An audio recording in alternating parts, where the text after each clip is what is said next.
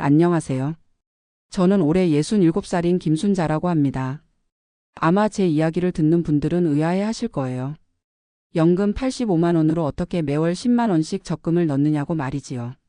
사실 저도 처음엔 불가능하다고 생각했어요. 하지만 지금 3년째 한 번도 빠뜨리지 않고 있습니다. 매월 둘째 주 화요일이면 어김없이 은행에 가서 10만 원을 넣어요. 은행 직원분들도 이제 저를 보면 웃으며 인사를 건네주십니다. 할머니, 오늘도 적금 넣으러 오셨어요? 할머니라는 호칭이 처음엔 어색했는데 이제는 정말 할머니가 된 기분이에요. 하지만 마음만큼은 아직도 40대 같거든요. 제가 사는 곳은 서울 도봉구에 있는 영구 임대 아파트입니다. 전용 면적 8평 남짓한 작은 공간이지만 제게는 소중한 보금자리예요. 월 임대료는 8만 3천 원, 관리비까지 합치면 한 달에 12만 원 정도 나가죠. 연금 85만 원에서 집세 12만 원을 빼면 73만 원이 남아요. 여기서 다시 적금 10만 원을 빼면 63만 원으로 한 달을 살아야 해요. 처음 계산해 봤을 때는 막막했어요. 정말 가능할까 싶었거든요. 하지만 해보니까 되더라고요. 물론 쉽지는 않았어요. 모든 지출을 한 푼 한 푼 계산해야 했고 때로는 먹고 싶은 것도 참아야 했어요. 전기요금을 아끼려고 여름에도 선풍기만 틀어요. 겨울에는 전기장판 1단으로만 버텨요. 옷은 동네 자선단체에서 나눠주는 것으로 충분하고 머리는 복지관에서 무료로 해주는 날을 이용해요. 가스비를 아끼려고 밥은 한 번에 많이 해서 냉동실에 나눠 담아둬요. 반찬은 대부분 직접 담그거나 만들어 먹고 야채는 재래시장이 문 닫을 시간에 가서 떨이로 사와요. 장을 볼 때는 항상 계산기를 들고 다녀요. 카트에 물건을 담을 때마다 가격을 더해가면서 5만 원을 넘지 않도록 해요. 한 달 식비는 딱 5만 원으로 정해놨거든요. 처음엔 이런 생활이 서글펐어요. 67년을 살아오면서 이렇게까지 한 푼을 아껴야 할 줄 몰랐어요. 하지만 목표가 있으니까 견딜만 했어요. 그 목표가 바로 제 꿈이에요. 저한테는 꿈이 하나 있어요. 아니, 꿈이라고 하기엔 너무 소박할지도 모르겠네요. 하지만 제게는 간절한 소망이에요. 언젠가 손녀를 만나는 거예요. 그리고 그 아이에게 할머니다운 할머니가 되어주고 싶어요. 저한테는 아들이 하나 있어요. 지금 40살이 된 민수라는 아들이요. 하지만 우리는 15년째 연락을 하지 않고 있어요. 민수가 25살 때 제가 반대하는 여자와 결혼을 하겠다고 했어요. 그때 저는 완고했어요. 아니, 어리석었다고 해야겠네요. 그 여자는 안 돼. 집안도 좋지 않고 학벌도 별로야. 우리 민수한테는 맞지 않아. 지금 생각해보면 정말 부끄러운 말이었어요. 하지만 그때는 제가 옳다고 생각했어요. 아들을 위한 일이라고 믿었거든요. 민수는 끝까지 저를 설득하려고 했어요. 엄마, 정말 좋은 사람이에요. 한 번만 만나보세요. 하지만 저는 고집을 꺾지 않았어요. 결국 민수는 제 허락 없이 결혼을 했어요. 그리고 그날 이후로 연락이 끊어졌어요. 처음 몇 년은 제가 화가 나 있었어요. 아들이 어미 말을 듣지 않는다고 철없다고 혼자 속을 끓였어요. 언젠가는 자기가 틀렸다는 걸 깨닫고 돌아올 거라고 생각했어요. 하지만 시간이 지나면서 제가 틀렸다는 걸 깨달았어요. 특히 남편이 돌아가신 후에는 더욱 그랬어요. 남편은 5년 전에 갑작스럽게 세상을 떠났어요. 뇌출혈이었어요. 아침에 일어나 머리가 아프다고 하시더니 그대로 쓰러지셨어요. 병원에서 3일 동안 의식 없이 계시다가 그렇게 가셨어요. 장례식장에서 저는 혼자였어요. 민수한테 연락을 하고 싶었지만 용기가 나지 않았어요. 15년 동안 연락 한 번 하지 않은 제가 아버지가 돌아가셨다고 연락할 자격이 있을까 싶었거든요. 남편 장례를 혼자 치르면서 얼마나 후회했는지 몰라요. 내 고집 때문에 아들이 아버지 마지막 길도 배웅하지 못하게 됐구나 싶어서 밤새 울었어요. 그 후로 정말 혼자가 됐어요. 남편이 다니던 직장에서 받는 유족연금이 전부였어요. 다행히 집은 남편이 미리 전세금을 빼서 이 영구 임대 아파트를 구해 놓으셨어요. 나 혼자 남겨두는 게 미안해서 그래도 살 곳은 마련해 둬야겠다고 하시면서요. 그때는 남편이 왜 그런 말을 하시나 싶었는데 정말 예언이 된 셈이에요. 혼자 살기 시작하면서 모든 게 달라졌어요. 두 사람이 살 때는 몰랐던 적적함이 밀려왔어요. 밥을 해 먹으려고 하면 괜히 김치찌개가 많이 끓여져서 며칠을 먹어야 했고 텔레비전을 보다가도 이거 참 재미있네 하고 말할 상대가 없어서 허전했어요. 그러던 어느 날 동네 마트에서 젊은 엄마가 아이를 데리고 장을 보는 걸 봤어요. 서너 살쯤 되어 보이는 여자아이였는데 엄마 손을 잡고 뒤뚱뒤뚱 걸어가는 모습이 너무 귀여웠어요. 그 순간 문득 생각이 들었어요. 혹시 민수한테도 아이가 있을까? 그동안 한 번도 생각해 보지 못했던 일이었어요. 민수가 결혼한 지 벌써 15년이 됐으니까 아이가 있을 수도 있겠구나 싶었어요. 그리고 만약 아이가 있다면 제게는 손자나 손녀가 있는 거겠구나 생각하니까 가슴이 두근거렸어요.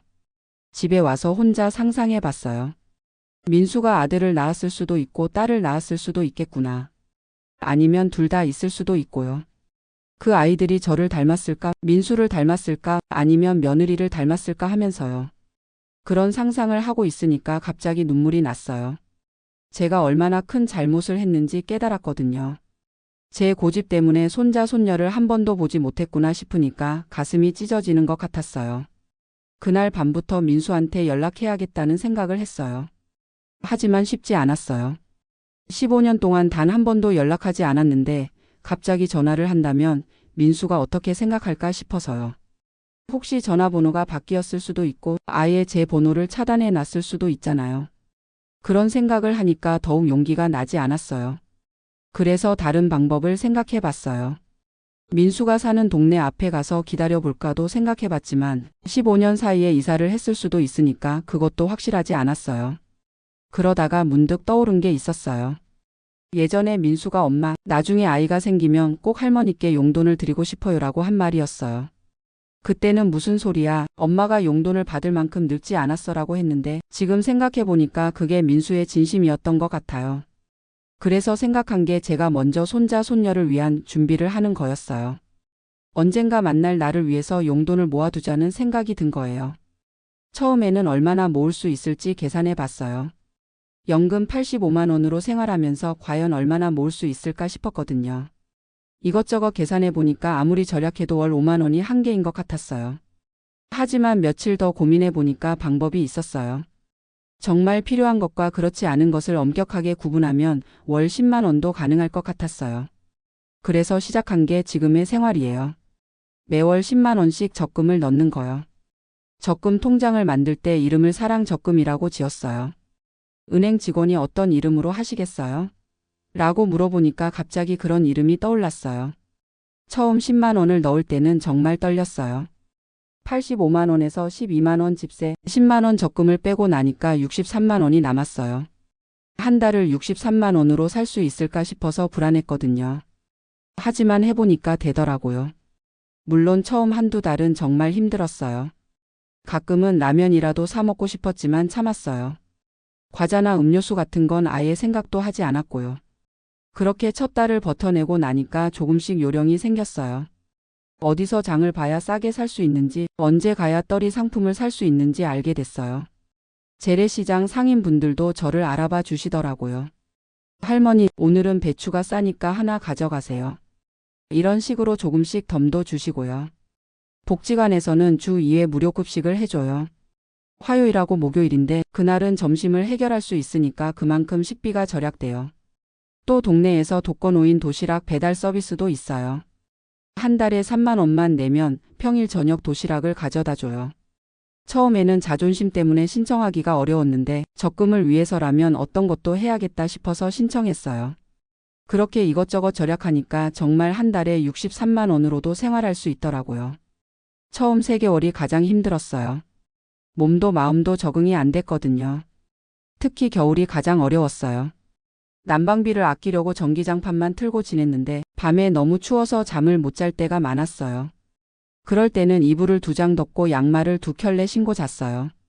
하지만 적금 통장에 20만 원, 30만 원, 50만 원이 차고 나니까 뿌듯했어요. 이 돈으로 손자, 손녀한테 뭘 해줄 수 있을까 하는 상상을 하면서 추위도 견딜만 했어요. 1년이 지나서 적금이 120만 원이 됐을 때는 정말 기뻤어요. 손자, 손녀가 몇 명인지도 모르지만 한 명당 10만 원씩은 용돈을 줄 수 있겠구나 싶었거든요. 2년 차에는 조금 더 여유가 생겼어요. 절약 생활에 완전히 적응이 되니까 스트레스를 덜 받게 됐어요. 가끔은 적금을 깨고 싶은 유혹이 들 때도 있었지만 손자, 손녀 생각을 하면 참을 수 있었어요. 그러던 중에 큰 시련이 찾아왔어요. 작년 가을에 갑자기 어지러워서 병원에 갔더니 혈압이 너무 높다는 거예요. 의사 선생님이 약을 처방해 주셨는데 한 달에 약값이 3만 원이나 나왔어요. 그것도 모자라서 정기 검진을 받으라고 하시더라고요. 3개월에 한 번씩 병원에 와서 검사를 받아야 한다는 거예요. 한 번 갈 때마다 진료비와 검사비로 15,000원 정도 나가니까 1년에 6만 원 정도가 추가로 들어가는 셈이었어요. 그래서 계산해 보니까 의료비로만 한 달에 3만 5천 원 정도가 들어가더라고요. 63만 원에서 3만 5천 원을 빼면 59만 5천 원이에요.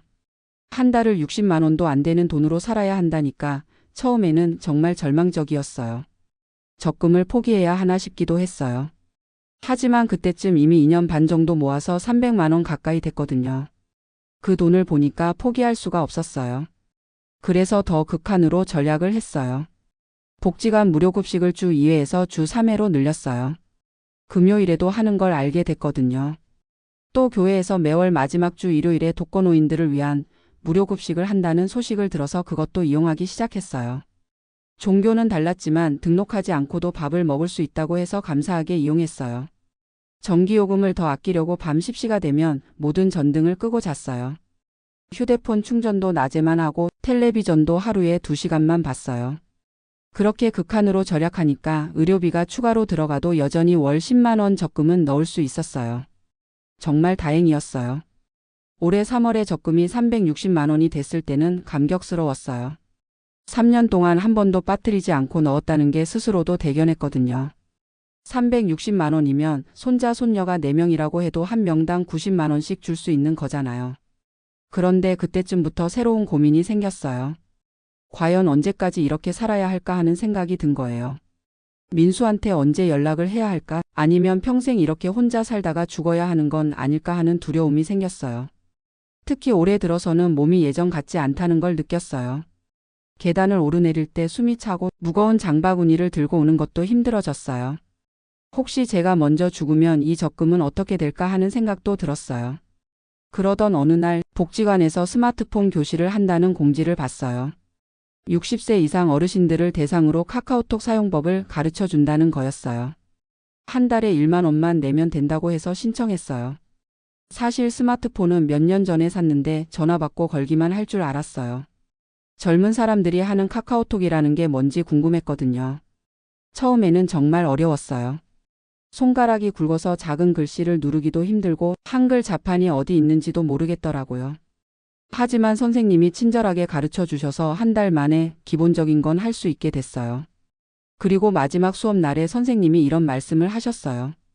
어르신들, 카카오톡을 배우신 김에 가족들한테 연락해 보세요. 멀리 사는 자식들이나 손자, 손녀들과 연락할 수 있는 좋은 방법이에요. 그 말을 듣는 순간 가슴이 두근거렸어요. 혹시 민수한테 카카오톡으로 메시지를 보낼 수 있을까 하는 생각이 든 거예요. 집에 와서 민수 전화번호로 카카오톡을 검색해 봤어요. 그런데 정말 나오는 거예요. 민수의 프로필 사진도 보이고 이름도 확인할 수 있었어요. 15년 만에 보는 아들의 모습이었어요. 사진 속의 민수는 많이 나이가 들어 보였지만 여전히 제가 아는 그 모습이었어요. 그런데 더 놀라운 건 프로필 사진에 민수만 있는 게 아니라는 거였어요. 옆에 여자 1명과 아이 2명이 함께 있었어요. 여자는 아마 며느리일 테고 아이들은 제 손자 손녀일 거예요. 한 명은 남자아이 같고 한 명은 여자아이 같았어요. 그 사진을 보는 순간 눈물이 쏟아졌어요. 정말로 제게 손자 손녀가 있었구나. 그동안 제가 상상으로만 그려왔던 아이들이 진짜로 존재하는구나 싶으니까 온몸이 떨렸어요. 아이들 나이는 정확히 알 수 없었지만 초등학생 정도로 보였어요. 둘 다 민수를 닮아서 귀엽게 생겼더라고요. 특히 여자아이는 제가 어렸을 때와 비슷한 느낌이었어요. 그날 밤 잠을 한숨도 못 잤어요. 민수한테 메시지를 보낼까 말까 고민하면서 밤을 새웠거든요. 카카오톡으로 뭐라고 보내야 할지, 민수가 답장을 해줄지 아니면 무시할지 온갖 생각이 다 들었어요. 며칠을 그렇게 고민하다가 용기를 내서 메시지를 보냈어요. 길게 쓰면 부담스러울 것 같아서 짧게 써서 보냈어요. 민수야, 엄마야. 잘 지내니? 메시지를 보내고 나니까 더 떨렸어요. 혹시 읽지도 않고 삭제하면 어쩌나 아니면 차단당하면 어쩌나 하는 걱정이 들었거든요. 그런데 1시간 정도 지나서 답장이 왔어요. 엄마, 저도 잘 지내고 있어요. 엄마는 어떻게 지내세요? 그 메시지를 보는 순간 정말 울컥했어요. 15년 만에 받는 아들의 답장이었거든요. 민수가 저를 원망하지 않고 있다는 걸 알 수 있어서 안도감이 들었어요. 그 후로 일주일에 한두 번씩 메시지를 주고받기 시작했어요. 처음에는 안부 인사 정도였는데 점점 일상적인 얘기도 하게 됐어요. 민수는 지금 중소기업에서 과장으로 일하고 있다고 했어요. 며느리는 파트타임으로 마트에서 일한다고 하고요. 손자는 초등학교 4학년, 손녀는 2학년이라고 했어요. 손자 이름은 준호, 손녀 이름은 서연이래요. 이름을 들으니까 더 실감이 났어요. 정말 제게 준호라는 손자와 서연이라는 손녀가 있구나 싶어서요. 민수는 제가 혼자 사는 걸 걱정했어요. 엄마 혼자 사시는 거 괜찮으세요? 아버지 돌아가신 후에 많이 힘드셨을 텐데. 민수가 아버지 이야기를 꺼내니까 미안한 마음이 들었어요. 아버지 장례식에 연락도 하지 못했던 일이 후회됐거든요. 민수야, 아버지 돌아가셨을 때 연락 못해서 미안해. 엄마가 너무 고집이 세서. 그랬더니 민수가 이렇게 답장을 보냈어요. 엄마, 괜찮아요. 아버지도 이해하실 거예요. 이제라도 연락하게 되어서 다행이에요. 그 메시지를 보고 정말 많이 울었어요. 제가 얼마나 좋은 아들을 뒀는지, 그런 아들을 15년이나 멀리했는지 깨달았거든요. 그런데 며칠 후에 민수가 갑자기 이런 메시지를 보냈어요. 엄마, 아이들이 할머니를 만나고 싶어 해요. 괜찮으시면 한번 뵐 수 있을까요? 그 메시지를 받는 순간 가슴이 터질 것 같았어요. 드디어 손자, 손녀를 만날 수 있다는 기쁨과 동시에 두려움도 들었어요. 과연 제가 할머니 역할을 잘할 수 있을까? 아이들이 저를 좋아해 줄까 하는 걱정이 됐거든요. 하지만 망설일 이유는 없었어요. 3년 동안 이 날만을 기다려왔으니까요. 그럼 언제든 좋아. 할머니가 얼마나 기다렸는지 몰라. 그렇게 답장을 보내고 날짜를 정했어요. 다음 주 일요일에 민수네 가족이 제가 사는 동네로 오기로 했어요. 아이들이 할머니 집도 구경하고 싶다고 했대요. 그날부터 일주일 동안 정말 바빴어요. 집 청소도 하고 아이들이 좋아할 만한 간식도 준비해야 했거든요. 그런데 문제가 생겼어요. 평상시 식비로 한 달에 5만 원밖에 쓰지 않던 제가 아이들 간식을 어떻게 준비해야 할지 막막했어요. 과자나 음료수 같은 건 평소에 사본 적이 없어서 뭘 사야 할지도 모르겠고 얼마나 들어갈지도 예상이 안 됐어요. 그래서 동네 마트에 가서 이것저것 보다가 점원분께 물어봤어요. 초등학생 아이들이 좋아할 만한 간식이 뭐가 있을까요? 점원분이 친절하게 알려주셨어요. 과자며 음료수며 이것저것 추천해 주시는데 계산해 보니까 10만 원은 좋게 들어갈 것 같았어요. 그 순간 고민이 됐어요. 이번 달 적금을 포기해야 하나 싶었거든요. 하지만 3년 동안 한 번도 빠뜨리지 않았는데 손자 손녀를 만나는 날 때문에 빠뜨리는 것도 아이러니하다 싶었어요. 그래서 다른 방법을 생각해 봤어요. 직접 만들어 보자는 생각이 든 거예요. 호떡이나 붕어빵 같은 걸 집에서 만들면 비용도 적게 들고 정성도 들어가잖아요. 그래서 호떡 만드는 재료를 샀어요. 밀가루, 설탕, 견과류 해서 10,000원 정도 들었어요.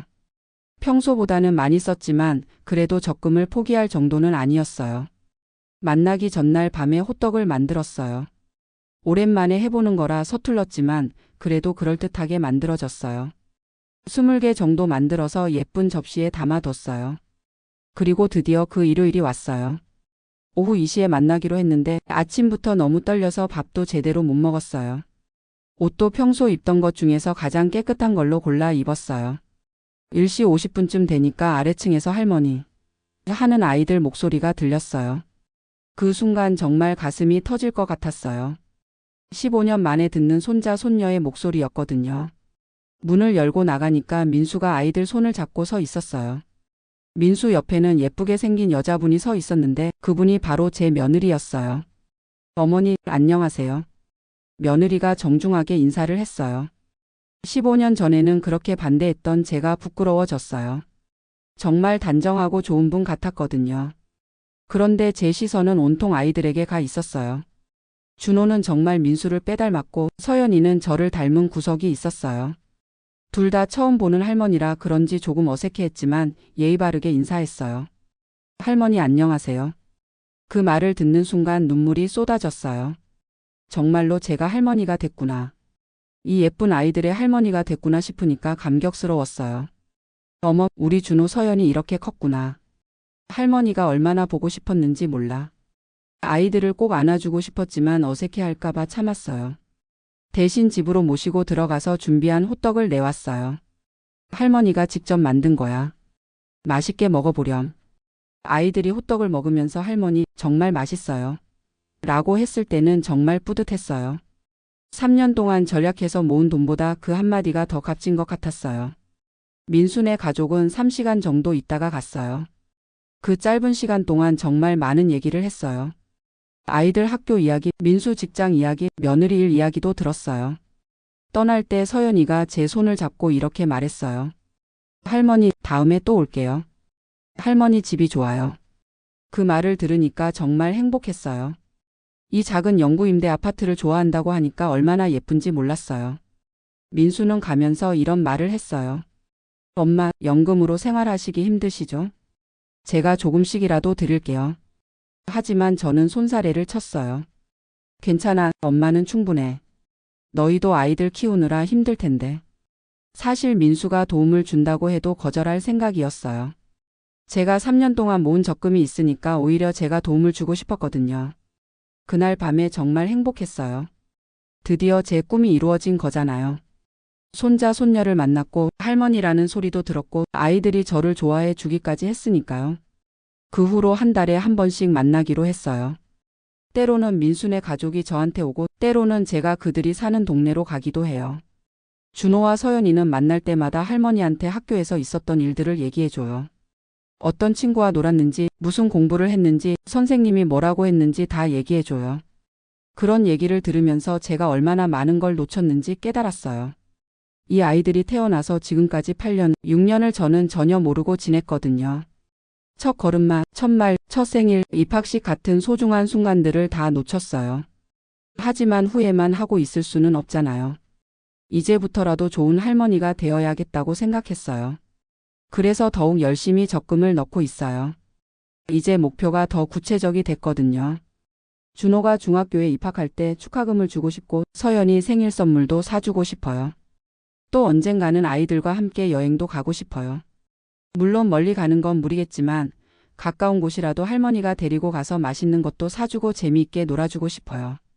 며느리한테도 미안한 마음이 있어요.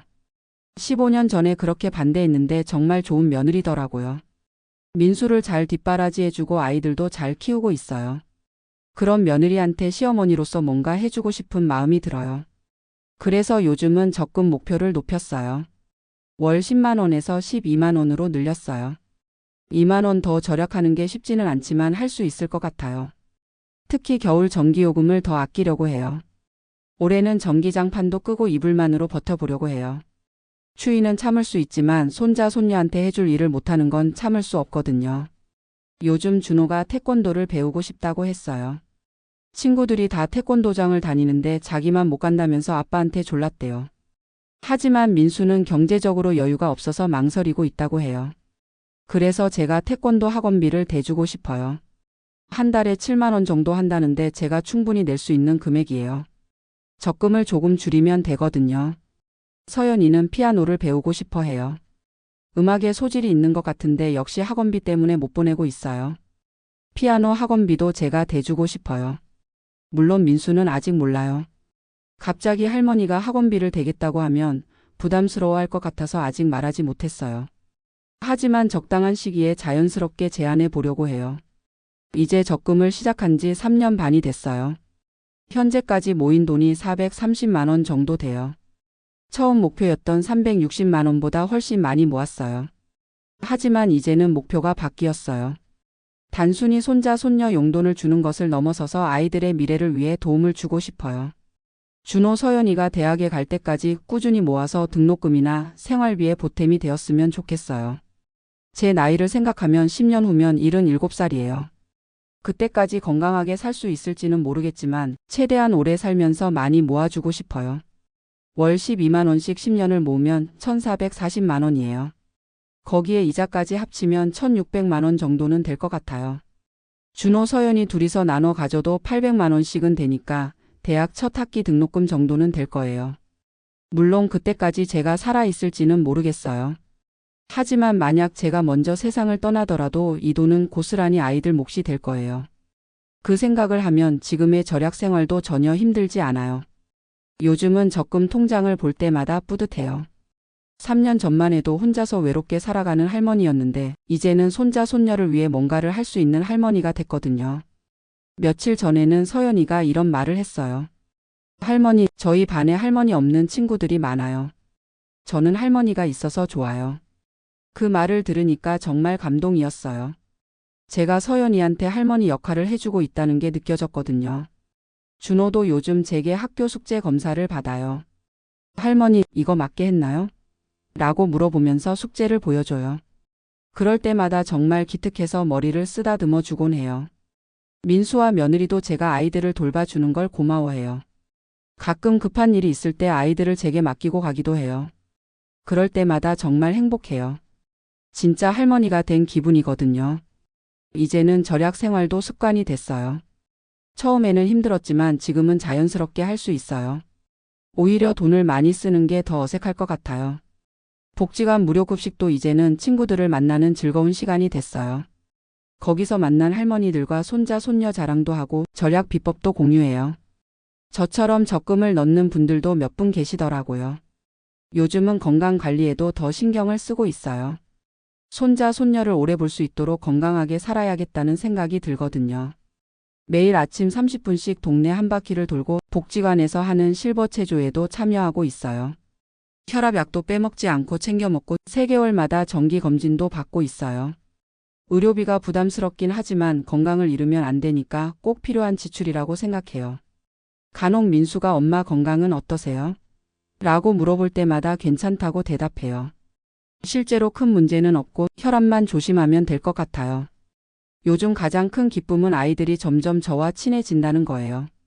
처음에는 어색해했는데 이제는 진짜 할머니처럼 대해줘요. 전화로도 자주 안부를 묻고 학교에서 상을 받으면 제일 먼저 할머니한테 자랑해요. 지난주에는 준호가 그림 그리기 대회에서 은상을 받았다고 전화를 했어요. 할머니, 제가 상 받았어요. 다음에 만날 때 상장 보여드릴게요. 그런 전화를 받으면 정말 행복해요. 제가 이 아이들한테 진짜 할머니가 됐다는 걸 느끼거든요. 며느리와의 관계도 많이 좋아졌어요. 처음에는 써먹했는데 이제는 편하게 대화해요. 가끔 육아 고민도 털어놓고 시어머니로서 조언도 해드려요. 어머니, 준호가 요즘 게임만 하려고 해서 걱정이에요. 이런 고민을 말씀하시면 제가 경험담을 들려드려요. 민수도 어렸을 때 비슷했다면서 어떻게 해결했는지 말씀드리죠. 그럴 때마다 며느리가 어머니 말씀이 맞네요 라고 하시면 뿌듯해요. 정말 시어머니 역할을 하고 있다는 생각이 들거든요. 요즘은 명절이 기다려져요. 예전에는 혼자 보내는 명절이 쓸쓸했는데 이제는 민수네 가족과 함께 보낼 수 있으니까요. 추석 때는 민수네가 저희 집으로 왔어요. 작은 집이라 불편했을 텐데 며느리가 어머니 집에서 보내는 게 좋아요라고 해서 감동이었어요. 제가 준비한 송편을 아이들이 맛있게 먹는 모습을 보니까 정말 행복했어요. 민수도 엄마 손맛이 그리웠어요라고 하면서 많이 먹더라고요. 그날 밤에 준호 서연이가 제 집에서 자고 갔어요. 좁은 집에 5명이 자려니까 비좁았지만 정말 따뜻했어요. 아이들이 할머니 옆에서 자고 싶어요라고 해서 함께 잤는데 오랜만에 이불 속에서 들리는 다른 사람의 숨소리가 그렇게 좋을 수가 없었어요. 이제 제 꿈은 더 커졌어요. 단순히 용돈을 주는 할머니가 아니라 아이들 인생에 도움이 되는 할머니가 되고 싶어요.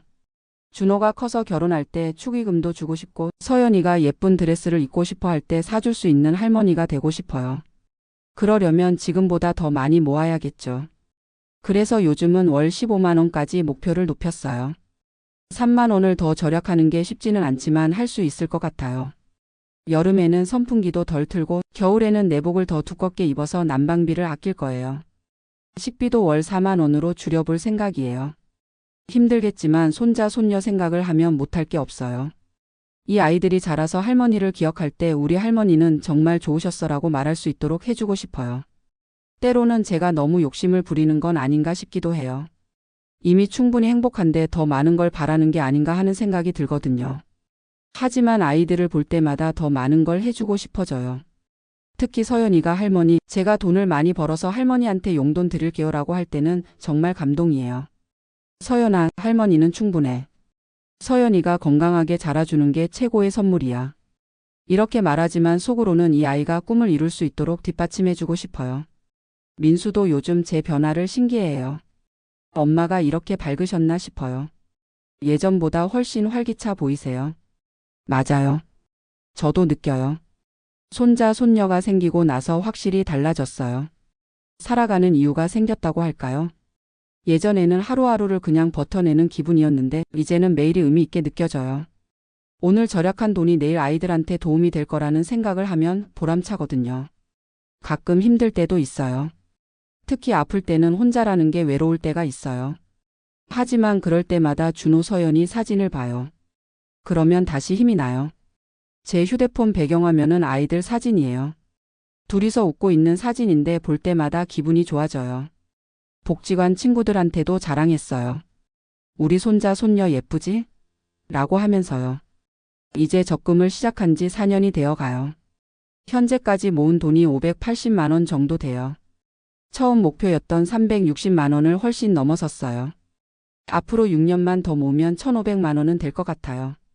그 정도면 준호, 서연이 대학 등록금에 충분히 보탬이 될 거예요. 물론 그때까지 제가 건강할지는 모르겠어요. 하지만 최선을 다해서 오래 살아보려고 해요. 아이들이 자라는 모습을 더 많이 보고 싶거든요. 요즘 서연이가 키가 많이 컸어요. 처음 만날 때는 제 허리까지 왔는데 이제는 가슴까지 와요. 준호는 이제 제 어깨까지 와요. 이렇게 쑥쑥 자라는 모습을 보면 정말 신기해요. 아이들이 클수록 할머니와의 시간을 더 소중히 여기는 것 같아요. 처음에는 어색해했는데 이제는 할머니 없으면 안 되는 것처럼 행동해요. 할머니, 이번 주말에도 올 거죠? 할머니, 다음에 만날 때 해주세요. 이런 말을 들을 때마다 정말 행복해요. 제가 이 아이들한테 꼭 필요한 존재가 됐다는 걸 느끼거든요. 앞으로도 계속 절약하면서 적금을 넣을 거예요. 물론 쉽지 않겠지만 포기할 생각은 없어요. 손자, 손녀를 위해서라면 못할 게 없거든요. 가끔 사람들이 물어봐요. 할머니, 그렇게 아껴서 모은 돈 혹시 아이들이 고마워하지 않으면 어떻게 해요? 하지만 저는 걱정하지 않아요. 준호, 서연이는 정말 착한 아이들이거든요. 제가 해주는 작은 것도 항상 고마워하고 할머니를 진심으로 좋아해줘요. 설령 나중에 이 돈의 소중함을 모르더라도 상관없어요. 제가 모으는 과정에서 이미 충분히 행복했으니까요. 매달 적금을 넣을 때마다 느끼는 뿌듯함, 아이들을 위해 뭔가를 준비하고 있다는 보람감이 이미 큰 선물이었어요. 요즘은 아이들 교육에도 관심이 많아졌어요. 준호가 수학을 어려워한다고 해서 제가 문제집을 사줬어요.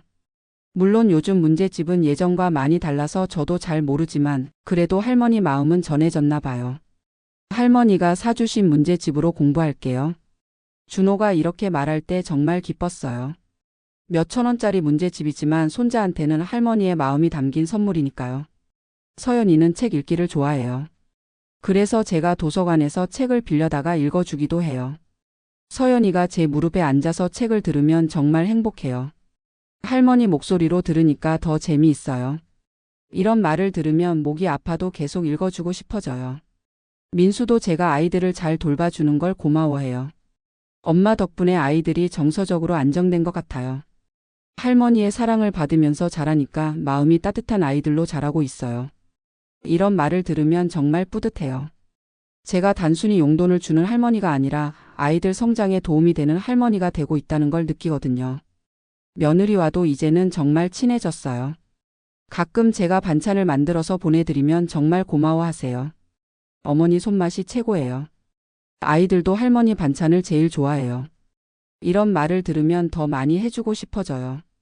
그래서 요즘은 김치도 담가서 나눠드리고 밑반찬도 만들어서 전해드려요. 물론 재료비가 조금 더 들어가지만 그만한 가치가 있다고 생각해요. 가족이 함께 먹는 음식을 제가 만든다는 것 자체가 큰 기쁨이거든요. 이제는 명절뿐만 아니라 가족 생일에도 함께 보내요. 준호 생일에는 제가 미역국을 끓여줬고 서연이 생일에는 케이크를 사줬어요. 물론 비싼 케이크는 부담스러워서 동네 빵집에서 작은 걸로 샀지만 서연이가 할머니가 사주신 케이크가 제일 맛있어요. 라고 하니까 정말 뿌듯했어요. 민수 생일에는 아들이 좋아하던 잡채를 만들어줬어요. 엄마, 정말 오랜만이에요. 어렸을 때 생각나네요. 민수가 이렇게 말하니까 15년의 공백이 아깝다는 생각이 들었어요. 하지만 이제라도 이렇게 함께 할 수 있어서 감사해요. 며느리 생일에는 뭘 해드릴까 고민하다가 스카프를 하나 사드렸어요. 백화점은 비싸서 동대문 시장에서 예쁜 걸로 골라서 포장까지 해서 드렸더니 정말 좋아하시더라고요. 어머니, 어떻게 제 취향을 이렇게 잘 아세요? 사실 며느리가 평소에 어떤 스타일을 좋아하는지 유심히 봐뒀거든요. 그런 관심이 통했나 봐요. 요즘은 계절마다 아이들 옷도 한 벌씩 사줘요. 비싼 건 못 사주지만 깔끔하고 예쁜 걸로 골라서 선물해요. 아이들이 할머니가 사준 옷을 입고 학교에 가는 모습을 상상하면 기분이 좋아져요. 적금도 이제 600만 원을 넘어섰어요. 목표였던 1000만 원에 점점 가까워지고 있어요. 이 속도로 가면 2년 후에는 목표를 달성할 수 있을 것 같아요. 하지만 이제는 목표가 또 바뀌었어요. 1000만 원이 아니라 2000만 원을 모아보고 싶어요. 그 정도면 준호 서연이가 대학에 가서도 생활비 걱정 없이 공부할 수 있을 거예요. 물론 제 나이를 생각하면 쉽지 않은 목표예요. 하지만 건강하게 살 수 있는 한 계속 모아보고 싶어요. 요즘은 건강 관리를 위해서 더 노력하고 있어요. 매일 아침 운동도 하고 금연금주는 당연히 하고 정기 검진도 빼먹지 않고 받아요. 혈압약 외에 다른 약은 먹지 않아요. 영양제 같은 것도 비싸서 안 사 먹지만 대신 제철 과일이나 채소를 골고루 먹으려고 해요. 건강검진에서도 큰 이상은 없다고 해요. 나이에 비해 건강하다는 말을 들으면 정말 다행이라는 생각이 들어요. 손자, 손녀를 더 오래 볼 수 있을 테니까요. 가끔 몸이 아플 때도 있어요. 감기에 걸리거나 허리가 아플 때가 있는데 그럴 때마다 민수가 걱정해줘요. 엄마, 병원에 가보세요. 치료비는 제가 드릴게요. 하지만 저는 대부분 집에서 쉬면서 낮춰요. 감기 정도는 약국에서 파는 약으로도 충분하거든요. 병원비를 아끼는 것도 있지만 민수한테 부담을 주기 싫어서예요. 대신 아플 때는 적금을 넣는 날을 조금 미루기도 해요. 몸이 회복되고 나서 은행에 가는 거죠. 3년 넘게 한 번도 빠뜨리지 않은 적금인데 아픈 것 때문에 못 넣을 수는 없잖아요. 이제는 은행 직원분들도 저를 잘 알아요. 할머니, 이번 달도 오셨네요. 정말 꾸준하세요. 이런 말을 들으면 뿌듯해요. 저도 제가 대단하다고 생각하거든요. 연금 85만 원으로 생활하면서 매월 15만 원씩 적금을 넣는다는 게 쉬운 일은 아니니까요. 요즘은 다른 할머니들한테도 조언을 해줘요. 복지관에서 만난 분들 중에 저처럼 손자, 손녀를 위해 돈을 모으고 싶어 하는 분들이 계세요. 그런 분들한테 제 절약 노하우를 알려드려요. 할머니, 어떻게 그렇게 돈을 모으세요? 이렇게 물어보시면 제가 하는 방법들을 자세히 알려드려요. 장보는 요령부터 전기요금 아끼는 방법까지 다 알려드리죠. 그런 분들이 제 조언을 듣고 실제로 적금을 시작하시면 정말 뿌듯해요. 저 혼자만 잘 사는 게 아니라 다른 분들도 도울 수 있다는 게 기분 좋거든요. 복지관에서 절약 모임이라는 걸 만들어 보자고 제안하기도 했어요. 같은 고민을 가진 어르신들이 모여서 정보를 공유하고 서로 격려하는 모임이요. 실제로 몇 분이 관심을 보여주셔서 곧 시작할 예정이에요. 제가 이런 일에 적극적이 된 것도 손자, 손녀 덕분이에요.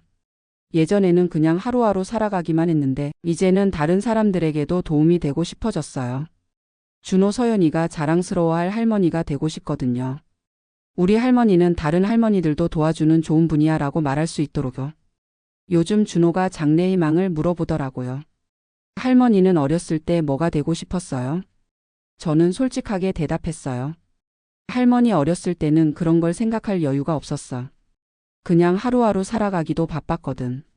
하지만 지금은 꿈이 있어. 준호 서연이가 원하는 걸 다 이룰 수 있도록 도와주는 할머니가 되는 거야. 준호가 할머니 꿈이 저희예요?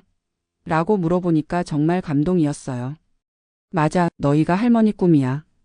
이렇게 대답하니까 준호가 그럼 저도 열심히 공부해서 할머니 꿈을 이뤄드릴게요 라고 하더라고요. 서연이도 저도 훌륭한 사람이 되어서 할머니를 자랑스럽게 해드릴게요 라고 했어요. 이런 말을 들으면 정말 눈물이 나요. 제가 이 아이들을 위해 하는 일이 헛되지 않을 거라는 확신이 들거든요. 이제 적금을 시작한 지 4년이 넘었어요. 처음에는 과연 할 수 있을까 싶었는데 지금은 생활의 일부가 됐어요. 매월 둘째 주 화요일이면 어김없이 은행에 가서 15만 원을 넣어요.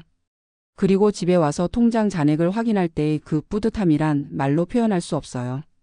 현재까지 모인 돈이 720만 원이에요.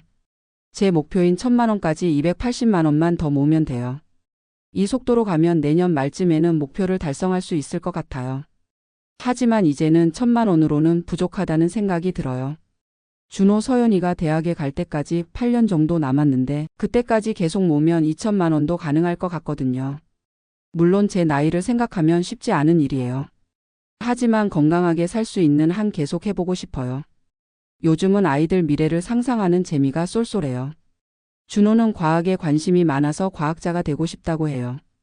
서연이는 선생님이 되고 싶어 해요. 둘 다 공부를 잘하려면 좋은 대학에 가야 할 텐데 그러려면 돈이 많이 들겠죠. 제가 모은 돈이 그때 도움이 됐으면 좋겠어요. 가끔 민수가 엄마 너무 무리하지 마세요라고 걱정해요. 하지만 저는 전혀 무리하고 있다는 생각이 안 들어요. 오히려 이렇게 목표가 있어서 하루하루가 의미 있게 느껴져요. 예전에는 그냥 시간을 보내는 기분이었는데 이제는 매일이 소중해요. 오늘 아낀 돈이 내일 손자 손녀한테 도움이 될 거라는 생각을 하면 보람차거든요. 요즘은 건강에 대한 관심도 더 많아졌어요. 손자 손녀를 더 오래 보려면 건강해야 하니까요. 매일 아침 30분씩 걷기 운동을 하고 복지관에서 하는 요가 교실에도 참여하고 있어요. 음식도 더 신경 써서 먹어요. 절약을 하면서도 영양 균형은 맞추려고 노력해요. 콩나물이나 두부 같은 저렴하면서도 영양가 있는 음식을 자주 먹어요. 혈압 관리도 꾸준히 하고 있어요. 약을 빼먹지 않고 먹고 짠 음식은 피하고 스트레스 받지 않으려고 노력해요. 3개월에 한 번씩 받는 정기검진에서도 큰 이상은 없어요. 의사 선생님이 나이에 비해 건강하시네요 라고 해주시면 정말 다행이라는 생각이 들어요. 이제는 주변 사람들도 제 변화를 알아봐 주세요. 복지관 친구들이 순자씨 요즘 정말 밝아졌어요 라고 해요. 동네 마트 사장님도 할머니 요즘 표정이 좋으시네요 라고 하시고요. 정말 그래요. 손자 손녀가 생기고 나서 확실히 달라졌어요. 살아가는 이유가 생겼다고 할까요? 예전에는 아침에 일어나기가 싫었는데 이제는 일어나자마자 오늘은 어떻게 절약할까 하는 생각이 들어요. 그리고 이번 주말에 아이들 만나면 뭘 해줄까 하는 설렘도 있고요. 이런 마음의 변화가 얼마나 소중한지 몰라요.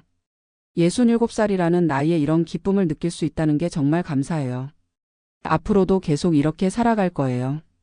건강하게 오래 살면서 손자 손녀를 지켜보고 제가 할 수 있는 만큼 도움을 주고 싶어요. 제 꿈은 단순해요. 준호 서연이가 자라서 어른이 됐을 때 우리 할머니는 정말 좋으셨어라고 말할 수 있도록 하는 거예요. 그리고 언젠가 아이들이 결혼해서 또 다른 손자 손녀가 생기면 그 아이들한테도 좋은 증조할머니가 되어주고 싶어요. 물론 그때까지 살 수 있을지는 모르겠지만 건강하게 살 수 있는 한 계속 노력해 보려고 해요. 지금 이 순간도 너무 행복해요. 비록 작은 영구 임대 아파트에 혼자 살고 있지만 마음만은 정말 풍요로워요. 매월 15만 원씩 모이는 적금을 볼 때마다 준호 서연이 사진을 볼 때마다 민수한테서 온 카카오톡 메시지를 볼 때마다 정말 행복해요. 이것이 바로 제 꿈이에요. 연금 85만 원으로 매월 15만 원씩 적금을 넣으며 사는 할머니의 소박하지만 간절한 꿈이요. 그리고 이 꿈은 지금도 계속되고 있어요. 내일도 모레도 건강하게 살 수 있는 그날까지 계속 이어질 거예요. 감사합니다.